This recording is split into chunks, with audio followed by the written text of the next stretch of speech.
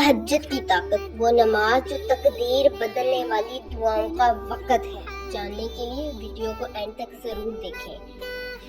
बिस्मिल्लाहिर्रहमानिर्रहीम, अल्हम्दुलिल्लाहि रब्बिल आलमीन, अस्सलातु वस्सलामु अला सय्यिदिना मुहम्मदिन व अला आलिहि व अस्हाबिहि अजमईन।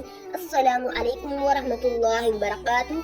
आज का मौज़ू है तहज्जुद की ताकत। मेरे प्यारे इस्लामी बहनों और भाइयों, जब पूरी दुनिया सो रही होती है, कुछ खुश नसीब बंदे अपने रब के सामने खड़े होते हैं।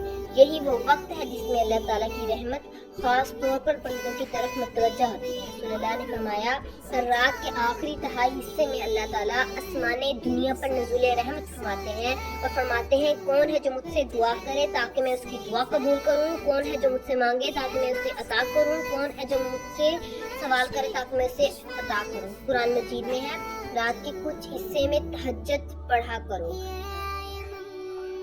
तहज्जुद सिर्फ एक नमाज नहीं बल्कि अल्लाह से तन्हाई में राज़ो नियाज का बेहतरीन वक़्त है। इसी वक़्त दिल नरम होता है, आंखें अश्कबार होती हैं और दुआएं कबूलियत के करीब होती हैं।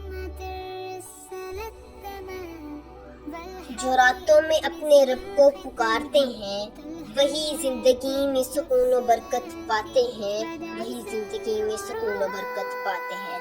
अगर अभी तहज्जुद की आदत नहीं तो इब्तिदा सिर्फ 2 रकअत से करें, इखलास के साथ मांगे, अल्लाह ताला अपने बंदों की पुकार जरूर सुनेगा।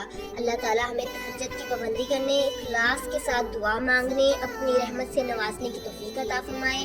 आमीन या रब्बुल आलमीन। अगर ये वीडियो पसंद आए तो लाइक करें, शेयर करें। ऐसी मज़ीद मालूमात के लिए चैनल को सब्सक्राइब करें और अगर किसी ख़ास टॉपिक पर मालूमात हासिल करना चाहते हैं तो कमेंट करें। अगली वीडियो इसके मुताबिक होगी।